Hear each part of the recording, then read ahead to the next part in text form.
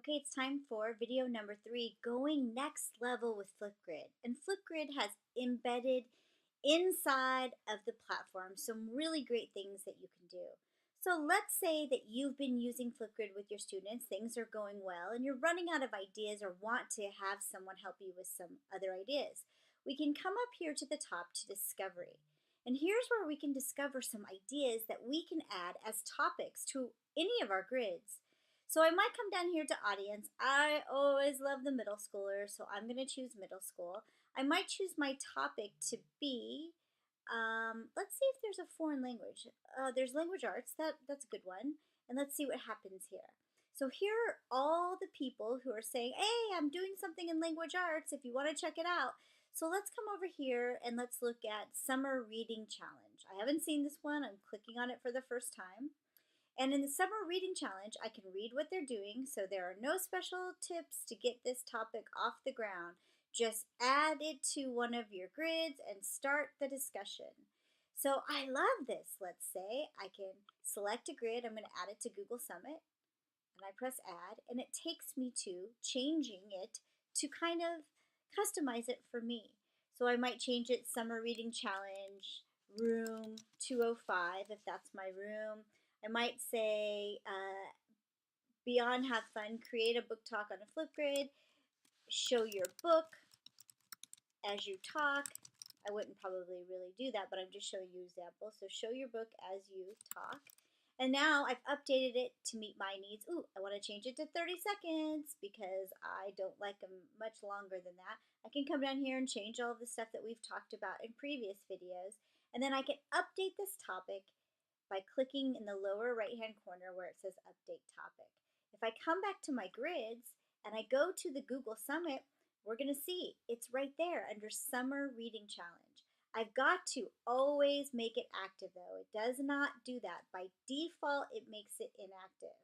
If I change my mind, let's say I change my mind about the one underneath, remember I can just go down and delete it. No big deal. And it's always inactive to make sure that you're happy with it. So you go to Discovery and look for things that are in your subject area. Another really great thing that Flipgrid has just started having, well, not just, but recently, are connections. So let's say that I'm reading Wonder with my fifth graders, which I do, and I want to have my kids talk to other kids in other classes. I can post on here, I can add a connection and say, hey, we're reading Wonder. Who wants to read it with us? And I will hope, or would hope, that another class from, say, Australia or South Africa or even around the corner somewhere in Southern California would read the book with us and we could make a connection. I can also go down here and look for connections that look interesting to me. Here's one, Francais set. And this person is saying that beginning in August 2018, so it's not ready yet, so no one's going to have responded, they want to practice their native language. So I'm going to visit the grid. And it looks like the teacher has placed a video. So let's listen to the video. Bonjour la classe, c'est moi monsieur et voici ma meilleure amie. So he's saying something about his family, and other people are going to come in and respond. So they're going to come over and become part of this connection, and so that he can talk possibly with maybe some kids who are from Montreal, Canada, or Paris, France, who could really talk in the native language and let kids practice speaking in that language. It's a fantastic idea. So if I go back to the teacher dashboard, that's one I could have selected. So I could have discovered a topic, or I could have connected with another class, or posted my own connection. The last thing that I do to up my Flipgrid game is I like to go to webinars. Now I just type in webinar Flipgrid and it takes me to almost right to it. It's this third one down, webinars Flipgrid. I'm sure there's a better way to get there.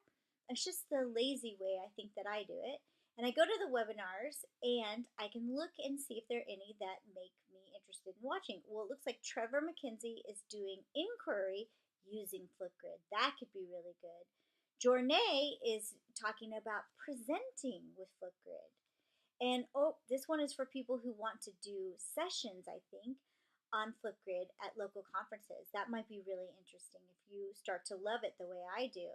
Charlie Miller, the founder, is going to talk about why he came up with it. Look, Tanya and I have something on student voice. And so you can look through this.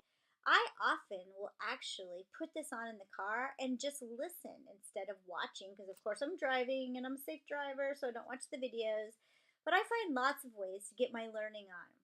So now we've talked about webinars, we've talked about discovery and connections, and that's taking your Flipgrid to the next level.